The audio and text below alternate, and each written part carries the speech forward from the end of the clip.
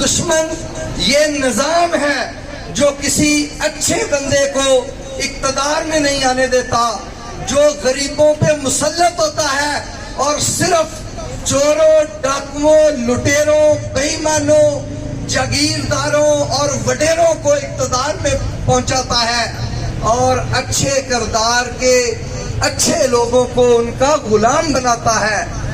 عوام پاکستان اس ملک کے روگ کا مداوا انتخاب کسی صورت نہیں ہے، بلکہ اس کا مداوا اور علاج صرف اور صرف مستفوی انقلاب میں ہے۔ اگر انتخاب پہ لگے رہے تو 100 بار الیکشن لڑ کے دیکھ لیں، اس ملک میں کبھی تبدیلی نہیں آئے گی، کبھی غریب کا مقدر نہیں بدلے گا، بلکہ غریب اسی طرح پستا رہے گا اور یہ کرپٹ لوگ، یہ بے ایمان، یہ کانسیکوینسز کے گنڈے اقتدار میں آ کے آپ پہ ظلم کرتے رہیں گے۔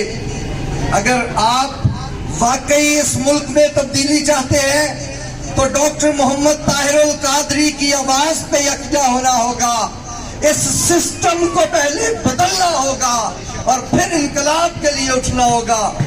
ڈاکٹر طاہر القادری صاحب اس قوم کو ایک ہی بات کرتے ہیں اور وہ بات ہے آئین پاکستان کو نافذ کرنے کی۔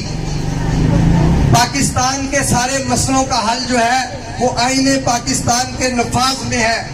ڈاکٹر طاہر القادری صاحب یہ کہتے ہیں کہ سب سے پہلے کڑا اور بے رحم احتساب کیا جائے، چوروں اور ڈاکوؤں کو جنہوں نے اس ملک کو لوٹا ہے ان کو ہمارے اوپر مسلط نہ کیا جائے، بلکہ ان کی جگہ جیلیں ہیں، ان کو جیلوں میں بند کیا جائے اور پھر لیول پلینگ گراؤنڈ ہو سب کے لیے۔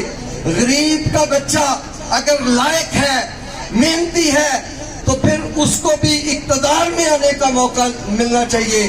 آپ ایمانداری کی بات بتائیں، ہمارا بچہ جتنا بھی لائق ہو جائے، جس کے پاس 40 سے 50 کروڑ روپیہ حرام کا نہیں ہے، آج وہ اس ملک میں الیکشن لڑ کے غریبوں کا مقدر سنوارنے کی جدوجہد میں شامل ہی نہیں ہو سکتا۔ اس لیے عام آدمی کو اپنے حق کے لیے اٹھنا ہوگا۔ دیکھیے، جب تک عوام اپنے رائٹس کے لیے نہ اٹھیں اور نبی بے شک جدوجہد کرنے کے لیے آ جائیں تو پھر بھی قوموں کی تقدیر نہیں بدلتی۔ حضرت موسیٰ علیہ السلام نے قوم کو بشارت دی تھی کہ اللہ نے فرمایا اس سامنے شہر پہ حملہ کر دو، میں نے فتح تمہارا مقدر لکھ دی ہے، لیکن قوم مایوس تھی، قوم نہیں اٹھی۔ قوم نے کہا موسیٰ اگر فتح ہی رب نے لکھ دی ہے تو لڑو بھی تو اور تیرا رب جا کے لڑ لے۔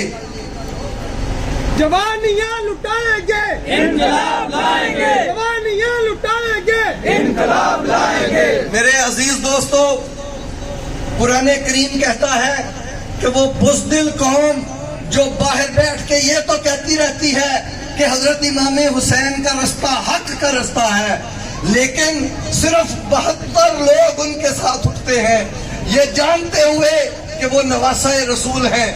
اس صورتحال میں میں آپ کی جرت کو کروڑوں بار سلام پیش کرتا ہوں، اپنی ان بہنوں کو سلام پیش کرتا ہوں جو اس حسینی لشکر کے ساتھ شامل ہوئی ہیں۔ دیکھیں، انقلاب کی ضرورت ڈاکٹر طاہر القادری کو نہیں ہے، انقلاب کی ضرورت پاکستان کے عوام کو ہے۔ آج یہ بات سمجھ لیں، ڈاکٹر طاہر القادری صاحب نے آج سے 8 سال قبل آپ کو اسلام آباد میں بلایا تھا، پکارا تھا اور یہ کہا تھا کہ لوگوں، پاکستان عوامی تحریک یا ڈاکٹر طاہر القادری اکیلا اس ملک کے مقدر نہیں بدل سکتا، عوام کو نکلنا ہوگا۔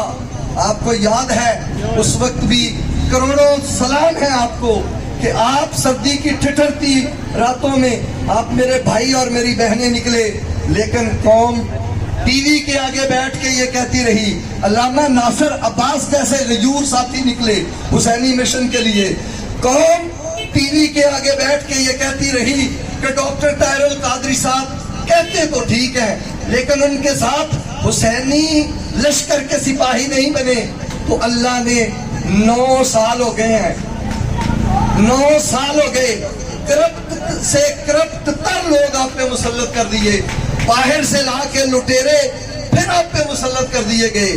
اے عوام پاکستان، ڈاکٹر طاہر القادری صاحب آپ کو آواز دے رہے ہیں پھر سے، اگر اپنے مقدر کو بدلنا چاہتے ہو تو ان ظالموں سے آپ کو اپنا حق چھیننا ہوگا، ان ظالموں کے خلاف کھڑے ہونا ہوگا۔